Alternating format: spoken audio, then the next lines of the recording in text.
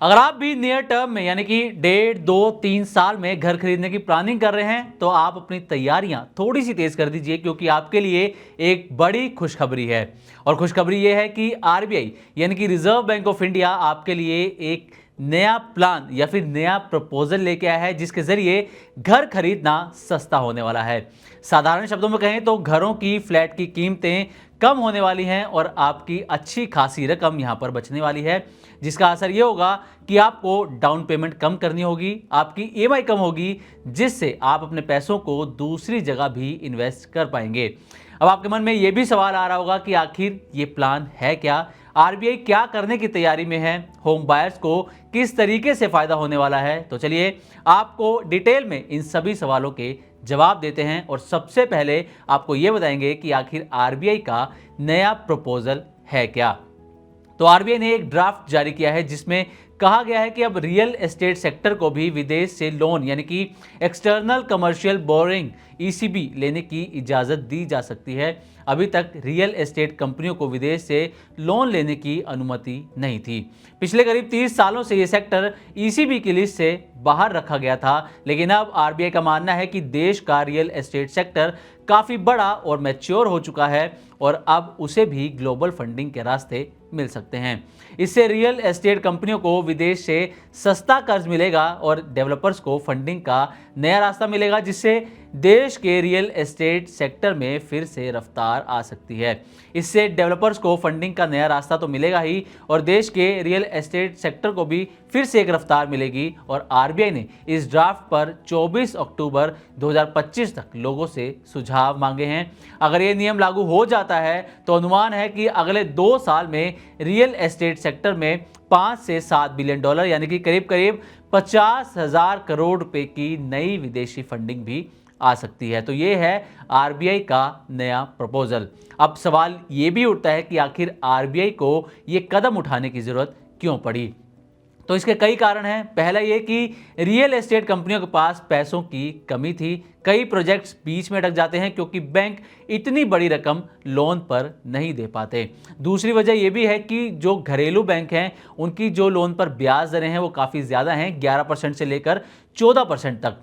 लेकिन अगर विदेश से लोन मिलता है तो ये ब्याज दरें यानी कि इंटरेस्ट रेट सिर्फ 6 से 8% के बीच में रह सकती हैं, जिससे एक बड़ा फायदा यहां पर डेवलपर्स को मिल सकता है। तीसरा कारण यह कि सरकार चाहती है कि भारत में डॉलर की जो आवक है वो बढ़े, जिससे रुपए पर दबाव कम होगा। और अगर रियल एस्टेट कंपनियां विदेश से लोन लेंगी तो डॉलर देश में आएंगे और ये हमारी इकोनॉमी के लिए भी काफ़ी अच्छा होगा। और एक बड़ा कारण ये भी है कि जो घरों की कीमतें लगातार बढ़ती जा रही हैं उन्हें अब स्थिर करने की ज़रूरत है और आम जो होम बायर्स हैं उन्हें राहत देने की ज़रूरत है, जिसके चलते ये कदम आरबीआई ने उठाए हैं। अब सबसे बड़ा सवाल जिससे कहानी की शुरुआत भी की कि घर कैसे सस्ते होने वाले हैं, फ्लैट की कीमतें कैसे कम होने वाली हैं। तो चलिए इस पर एक नज़र डाल लेते हैं। दरअसल आरबीआई के नए नियम से रियल एस्टेट सेक्टर को विदेश से पैसा जुटाने की इजाज़त मिल सकती है, जैसा कि हमने पहले भी आपको बताया। और इसका मतलब यह है कि रियल एस्टेट कंपनीज अब बैंक लोन के बजाय सस्ते ब्याज दरों पर विदेश से फंड जुटा पाएंगी। अभी हमने आपको ये भी बताया कि भारत में कंपनियों को 11 से 14% पर लोन मिल रहा है, जबकि विदेशों से मिलने वाले ईसीबी फंड की लागत सिर्फ 6 से 8% के बीच में रहती है, यानी कि करीब करीब आधा यहाँ पर फर्क आ जाता है, 50% का यहाँ पर फर्क आ जाता है। अगर बिल्डर्स को सस्ता फंड मिलेगा तो उनकी जो निर्माण लागत है वो घटेगी। खासकर मिड इनकम और अफोर्डेबल हाउसिंग सेगमेंट पे इसका ज़्यादा फायदा होगा। साथ ही इससे फ़ायदा जो है वो आम लोगों को होगा, आम होम बायर्स को होगा, क्योंकि डेवलपर्स को कम लागत पर पैसा मिलेगा तो वो प्रोजेक्ट की कीमतें ज़्यादा नहीं बढ़ा पाएंगे। इससे हाउसिंग सेक्टर में सप्लाई बढ़ेगी और कीमतें स्थिर रहेंगी या फिर कीमतें कम भी हो सकती हैं। हालांकि ये फ़ायदा तभी दिखेगा जब आरबीआई इसका दायरा सभी डेवलपर्स तक बढ़ाए और कंपनियां सस्ता फंड वास्तव में निर्माण में इस्तेमाल कर सकें। अभी ये प्रस्ताव जो है वो प्रपोजल जो है वो चर्चा में है, लेकिन अगर लागू होता है तो इससे घर खरीदना आम लोगों के लिए थोड़ा आसान और किफ़ायती भी हो सकता है और लोगों की अच्छी खासी रकम यहाँ पर बच सकती है। अब एक शब्द जिसका हम बार बार इस्तेमाल कर रहे हैं ईसीबी, ये क्या होता है इसके बारे में भी ज़रा थोड़ा सा जान लीजिए। तो सरल भाषा में ईसीबी यानी कि एक्सटर्नल कमर्शियल बोरोइंग, इसका मतलब है कि भारतीय कंपनियां विदेश से पैसा उधार ले सकती हैं। ये पैसा वो अपने प्रोजेक्ट्स या फिर बिजनेस के लिए ही इस्तेमाल करती हैं। अब आरबीआई ये कह रहा है कि रियल एस्टेट सेक्टर को भी ये सुविधा दी जाएगी। मतलब जिन कंपनियों को पहले केवल भारत के बैंकों पर ही निर्भर रहना पड़ता था, अब वो विदेश से भी फंड जुटा सकती हैं। अब एक और मेन चीज़ कि आरबीआई के प्रस्ताव में क्या क्या नियम होंगे, तो इसमें पहला नियम तो यह होगा कि कंपनियां जो भी रियल एस्टेट सेक्टर से जुड़ी कंपनियां हैं, रियल्टी कंपनीज हैं, वो अपनी नेटवर्थ के 300% तक लोन ले सकेंगी। और दूसरा एक नियम ये भी है कि ये जो लिमिट है, लोन लेने की लिमिट, वो 8,000 करोड़ रुपए तक भी रखी जा सकती है। लेकिन जो ब्याज दरें हैं, इंटरेस्ट रेट हैं, वो मार्केट के हिसाब से तय होंगे, इसकी कोई लिमिट नहीं होगी। और निर्माण, हाउसिंग प्रोजेक्ट्स, इंफ्रास्ट्रक्चर पर ये पैसा खर्च होगा। लेकिन इसमें जो सबसे महत्वपूर्ण बात है वो ये कि जमीन खरीदने और बेचने के लिए इस रकम का इस्तेमाल नहीं किया जा सकेगा।